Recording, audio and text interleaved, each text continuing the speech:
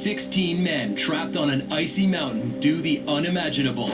Our #1 survival story is Disaster in the Andes. He said, look, I want to live. I don't care in which way I have to do it, but I want to live. October 1972. On Friday the 13th, the members of the Stella Maris rugby team from Montevideo, Uruguay, were headed to a big match in Chile. We decided to charter a plane, and we got the team and friends and family members, and we flew to Chile for the final game of the year. Rugby player Nando Parado was one of the 45 passengers and crew on board the twin-engine turboprop F-27. So I asked my mother and my sister to fly with me. There was no fear in that flight. Nobody had a premonition, I can tell you. As they crossed the vast Andes mountain range, high above the dense clouds, the pilot miscalculated the plane's position and began a premature descent. As the aircraft descended through the thick cover, the pilot suddenly realized they hadn't cleared the mountains. It was a fatal error. The plane crashed into the mountainside at full speed. The wings were torn from the fuselage before the body of the plane slammed into a snowbank. I was sitting on row 9. There was nothing behind row 9, no airplane, nothing. Everybody who sat behind my row died on the initial impact. My mother died on impact. 16 people lost their lives, but the 29 survivors faced almost certain death, stranded on a glacier 14,500 feet above sea level. Parado sustained head injuries and was knocked unconscious. I woke up 4 days later. But it's incredible that you hit a mountain head on, and there are survivors.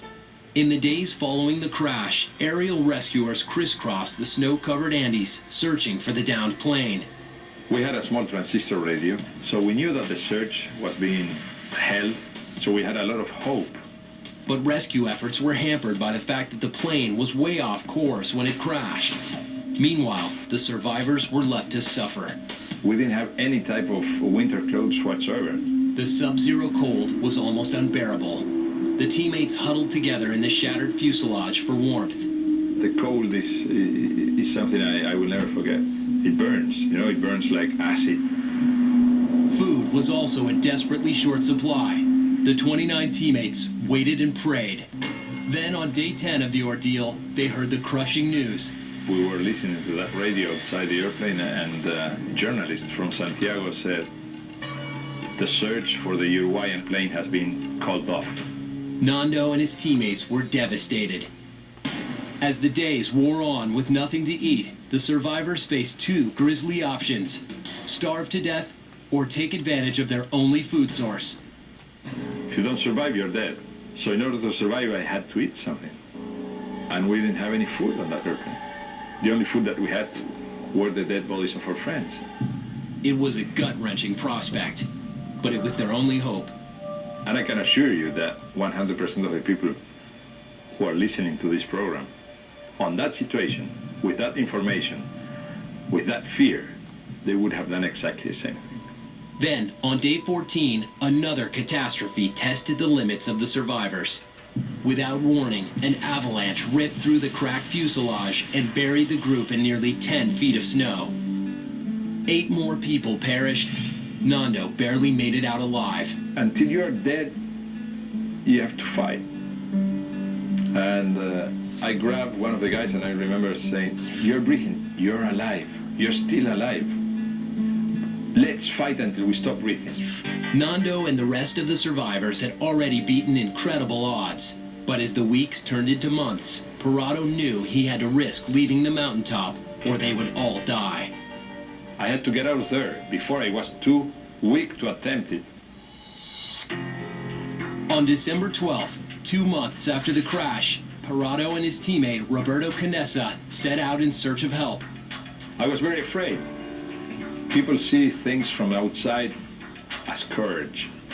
It's not courage, it's fear. They literally just pointed themselves in the direction of the setting sun and said, we'll go that way. It took the 2 men a day to reach the first peak at nearly 18,000 feet.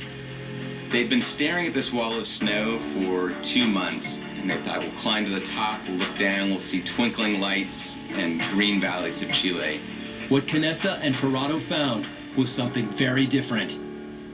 And I looked 360 degrees around me, and I was in the middle of the Andes Mountains. Only snow-covered peaks, till your eyes could see. Parado faced the most important decision of his life. Every other decision, in business, in whatever, has been a joke compared to that one. And I said, Nando, I'm going forward. For 9 more days, Nando and Roberto trekked across nearly 60 miles of the most rugged terrain in South America. Just as they thought of giving up, Roberto spotted a ray of hope. He says, I see a man on a horse, a man on a horse. And we started shouting, but he couldn't understand us because of the distance. The horseman left and returned with help.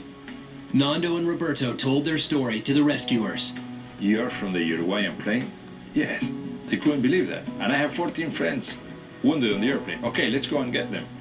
Nando boarded a helicopter and guided the rescuers back to where his teammates were stranded. Of the 45 people on board the flight, 16 made it out alive.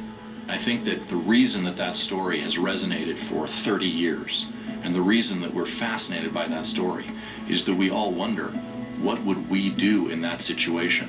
It's the ultimate question. The rescue made world headlines. Some called it a miracle. The teammates were hailed as national heroes. But after the media spotlight faded, the reality of Nando's heartbreaking loss was difficult to endure. When I got back home, I was alone with my father. My mother was not there. My sister was not there. My 2 best friends were not there. And I said, Jesus, what do I do now? And I said, okay, I'm alive. I fought so hard for my life. I will have a life. And I never look back. I always look forward. When disaster strikes, be it natural or man-made, those who cheat death often have an extraordinary will to live.